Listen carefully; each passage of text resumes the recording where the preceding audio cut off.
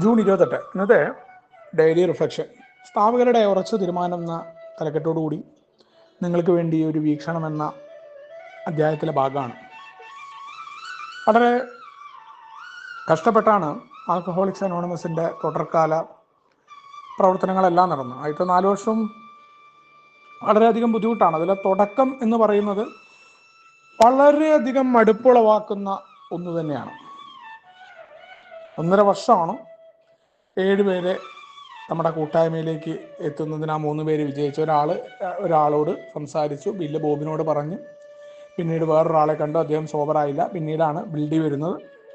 അപ്പം അവർ തുടർച്ചയായിട്ട് മറ്റ് ആളുകളെ കാണുന്നു. ആ കണ്ട ആളുകൾ എല്ലാ പേരും പിന്നാലെ നടന്നിട്ടൊന്നുമില്ല, കാരണം എല്ലാവരും നിന്നിട്ടില്ല.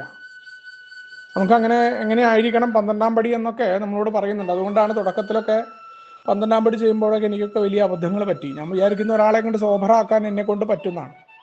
എൻ്റെ സോബർട്ടിയുടെ കാര്യത്തിൽ പോലും ഞാൻ ശക്തമായി പ്രവർത്തിച്ചാലാണ് വൺ ഡേ അറ്റ് എ ടൈമിലൂടെ എനിക്ക് ആദ്യത്തെ പെഗ് എടുക്കാതിരിക്കാൻ പറ്റുക എന്നുള്ളതാണ്. അപ്പോൾ നമ്മുടെ സ്ഥാപകർ വളരെ ത്യാഗം. അപ്പോൾ കൂട്ടായ്മയിലൊക്കെ ഒറ്റയ്ക്ക് മീറ്റിംഗ് ഒക്കെ തുടങ്ങി ഒറ്റയ്ക്കൊക്കെ ഇരിക്കേണ്ടി വന്ന സന്ദർഭങ്ങളൊക്കെ ഉണ്ടായിട്ടുണ്ട്. അപ്പം ആ സമയത്ത് പറയാറുണ്ട് പഴമക്കാർ, നമ്മളൊന്ന് പഴയ കാലഘട്ടം ആലോചിക്കുക. ബില്ലും ബോബും കൂടി തുടങ്ങി ആ കൂട്ടായ്മയിലേക്ക് ഓരോ മനുഷ്യരും എത്തിയ സന്ദേശം കൊടുത്ത എല്ലാ ആളുകളും കൂട്ടായ്മയിൽ എത്തുകയായിരുന്നെങ്കിൽ എന്തായിരുന്നു അവസ്ഥ?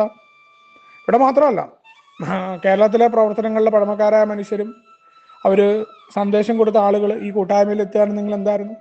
പല സ്ഥലങ്ങളിലും ഒറ്റയ്ക്ക് ചുമരിനോട് നോക്കി ഷെയർ ചെയ്ത ആളുകൾ ഉണ്ടായിട്ടുണ്ട്, മീറ്റിംഗ് നടന്നിട്ടുണ്ട്. അതിനൊക്കെ കാരണം ആ നന്ദിയോടുകൂടി തൻ്റെ മുന്നേ കടന്നുപോയ ഓരോ പഴമക്കാരനും, സ്ഥാപകർ തൊട്ട് പഴമക്കാരായ ഓരോ മനുഷ്യരുടെയും ആ ത്യാഗ മനോഭാവം എന്നിൽ പ്രവർത്തിക്കേണ്ടതുണ്ട് എന്നുള്ള സന്ദേശമാണ്. അല്ലാന്നുണ്ടെങ്കിൽ വളരെ പെട്ടെന്ന് തന്നെ നമുക്കിത് ഇട്ടിട്ട് പോവും. കാരണം നിരാശപ്പെടുത്തുന്ന അനുഭവങ്ങളാണ് പലപ്പോഴും കൂട്ടായ്മയിൽ നിൽക്കുമ്പോൾ. നമ്മൾ കുടിക്കാതിരിക്കുമ്പോൾ നമുക്ക് കുടിച്ചുകൊണ്ടിരിക്കുന്ന ആളെ മനസ്സിലാക്കാനോ അല്ലെങ്കിൽ അവരുടെ ഭാഗത്തു നിന്നിട്ട് പൂർണ്ണമായി ചിന്തിക്കാനൊന്നും സാധ്യമല്ല. പലപ്പോഴും ഈ രോഗത്തെ അണ്ടർസ്റ്റാൻഡ് ചെയ്യാൻ മദ്യാസക്തരായ നമുക്ക് പോലും സാധ്യമല്ല എന്ന് മാത്രമല്ല, നമ്മൾ പലപ്പോഴും അതിൻ്റെ ആ രോഗലക്ഷണങ്ങളോടും അതിൻ്റെ കാര്യങ്ങളോടൊക്കെ വളരെ മോശമായ രീതിയിൽ പ്രതികരിച്ച് കളയും. അതുകൊണ്ടാണ് നമ്മളോട് പറഞ്ഞിട്ട് ചില ആളുകളെ അങ്ങ് തള്ളി വിടേണ്ടതുണ്ട് എന്ന് ആൽക്കഹോളിക്സ് അനോണിമസിൻ്റെ പ്രോഗ്രാമിൽ തന്നെ നമ്മളോട് പറഞ്ഞിട്ടുണ്ട്. എങ്ങനെയായിരിക്കണം 12ാം പടി? തെറ്റായ ദിശയിലാവരുത്. അതോടൊപ്പം തന്നെ ഒരു കാരണവശാലും ആര് സോബറായില്ലെങ്കിലും നമ്മൾ നിരാശപ്പെടാതെ ഈ പ്രവർത്തനത്തെ മുന്നോട്ട് കൊണ്ടുപോകേണ്ടതുണ്ട്. നമ്മളെ ആവശ്യമുള്ള ആളുകൾ തീർച്ചയായിട്ടും അവിടെ വരും. ആ ആളുകളോട് നമ്മൾ ആ സന്ദേശത്തെ കൃത്യമായിട്ട് കൊടുക്കേണ്ടതുണ്ട് എന്ന് തന്നെയാണ്.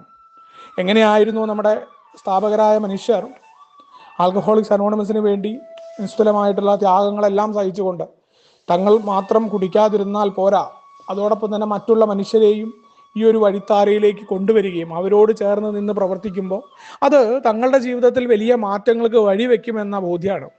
ആ ഉറച്ച തീരുമാനമാണ് ആൽക്കഹോളിക്സ് അനോണിമസിനെ മടുപ്പില്ലാതെ അവരെ കൊണ്ട് മുന്നോട്ട് വരുന്നതും ഇന്ന് ലോകരാജ്യങ്ങളിലെമ്പാടുമായിട്ട് ആൽക്കഹോളിക്സ് അനോണിമസിൻ്റെ എവിടെ പോയാലും ഒരു മീറ്റിങ്ങിൽ അറ്റൻഡ് ചെയ്യാനും, ഇനി ഒരു സ്ഥലവുമില്ല ഇൻ്റർനെറ്റ് കിട്ടുന്ന സ്ഥലമുണ്ടെങ്കിൽ ഓൺലൈനിലായിട്ട് 24 മണിക്കൂർ മീറ്റിംഗ് എന്ന തലത്തിൽ നമുക്ക് പങ്കെടുക്കാനുള്ള സാധ്യതകളും, കുടിക്കാതിരിക്കാൻ ഒരാൾക്ക് എന്തൊക്കെ സാധ്യമാണോ അതെല്ലാം ഇന്ന് ഈ പുതിയ ടെക്നോളജിയുടെ കാലത്ത് വന്നു. ഇതെല്ലാം ആ ഒരു തുടക്കം തന്നെ ആയിരുന്നു. ബില്ല് ബോബിനെ കണ്ടതും ആ 15 മിനിറ്റ് സമയം മണിക്കൂറുകളായി മാറിയതും തന്നെ അവിടെ നിന്ന് അവർ സന്ദേശം കൊടുത്ത വ്യക്തികൾ വീണു പോകുമ്പോഴും അടുത്ത ഒരാൾക്ക് സന്ദേശം കൊടുക്കാനും മടുപ്പില്ലാതെ വീണ്ടും ആവശ്യമാണെങ്കിൽ ആൽക്കഹോളിക്സ് അനോണിമസിനെ നിങ്ങൾക്ക് സമീപിക്കാം, ഞങ്ങളുടെ കഥകൾ എന്നും തുറന്നിരിക്കുമെന്ന് പറയുന്ന ആ ഒരു തീരുമാനം ഒരു മനുഷ്യരെയും മാറ്റി നിർത്താതെ എല്ലാ മനുഷ്യരെയും ചേർത്ത് പിടിച്ചുകൊണ്ട് ആർക്കൊക്കെയാണോ സുബോധത്തിലേക്ക് എത്താൻ ആഗ്രഹമുള്ളത് അതിനായി പ്രയത്നിക്കുന്നത്. എപ്പോഴും നമ്മുടെ ബുക്കിൽ പറയുന്ന പോലെ ഞങ്ങളുടെ പാത തികച്ചും പിന്തുടരുന്നവരും പരാജയപ്പെടുക വളരെ വിരളമാണ്. ആ പാത പിന്തുടരാനായിട്ട് ചില പ്രവർത്തനങ്ങൾക്ക് വിധേയമായി കഴിഞ്ഞാൽ തീർച്ചയായിട്ടും എനിക്കതിനെ പിൻപറ്റി പോകാമെന്ന ഓർമ്മപ്പെടുത്തലാണ്.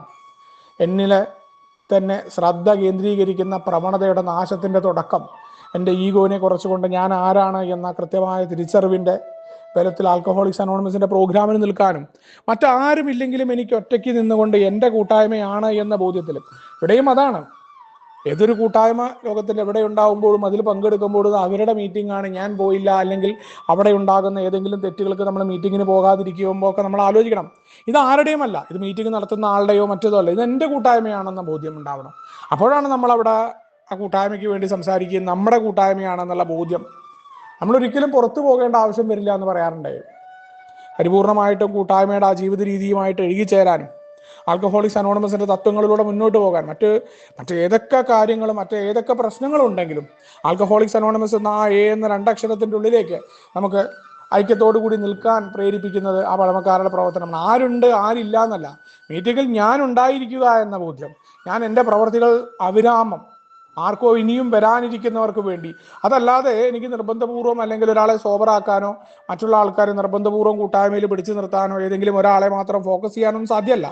അത് ഞാനല്ല, ദൈവം എന്ന ആ ബോധ്യവും എനിക്ക് കടന്നു വരാനും എളിമയിലേക്ക് കടന്നു വരാനും ആൽക്കഹോളിക്സ് അനോണിമസിന്റെ സ്ഥാപകരുടെ ആ പ്രവർത്തനവും സ്ഥാപകരോട് ചേർന്ന് നിന്നുകൊണ്ട് പിന്നീട് കടന്നു വന്ന ഓരോ പഴമക്കാരനും, അമേരിക്കയിലും അല്ലെങ്കിൽ ഇന്ത്യയിലേക്ക് സന്ദേശം തന്ന ആളുകൾ തൊട്ട് ഇന്ത്യയിൽ നിന്ന് കേരളത്തിലേക്ക് എത്തിയ എൻ്റെ ഗ്രാമത്തിൽ സന്ദേശം തന്ന ആളുകൾ മുതൽ ഓരോ മനുഷ്യരും എനിക്ക് സന്ദേശം തന്ന ആളുകൾ, എല്ലാ മനുഷ്യരെയും ഇവിടെ ഓർക്കാനും അവരോട് നന്ദിയോടുകൂടിയുള്ള പ്രവർത്തനം എന്ന് പറയുന്നത് അവരുടെ പേരുകൾക്കപ്പുറം ഞാൻ കൊടുക്കേണ്ട നന്ദി മുന്നോട്ടാണ് എന്നുള്ള ഓർമ്മപ്പെടുത്തൽ കൂടി. ആ സ്ഥാപകരുടെ ആ ഉഗ്രമായ ഉദ്ദേശത്തെ ഞാൻ നിറവേറ്റേണ്ടത് ഇന്നിൽ പ്രവർത്തിച്ചുകൊണ്ട് എന്നെ കൊണ്ടാവുന്ന പ്രവർത്തികൾ, ഞാനല്ല ഡയറക്ടർ എന്ന ബോധ്യത്തിൽ ആൽക്കഹോളിക്സ് അനോണിമസിന് വേണ്ടി എന്ത് ചെയ്യുന്നു അത് എനിക്ക് വേണ്ടിയിട്ടാണ് ചെയ്യുന്നത് എന്ന ബോധ്യത്തിലൂടെ ആയിരിക്കണം എന്ന ഓർമ്മപ്പെടുത്തലോട് കൂടിയാണ് ഇന്നത്തെ ഡെയിലി റിഫ്ലക്ഷൻ കടന്നു വരുന്നത്. നമുക്ക് ഒരുമിച്ച് കൊണ്ടേ പറയുന്ന നിങ്ങളോട് മുന്നോട്ട് പോകാം. ശുഭദിനം, സുപ്രഭാതം.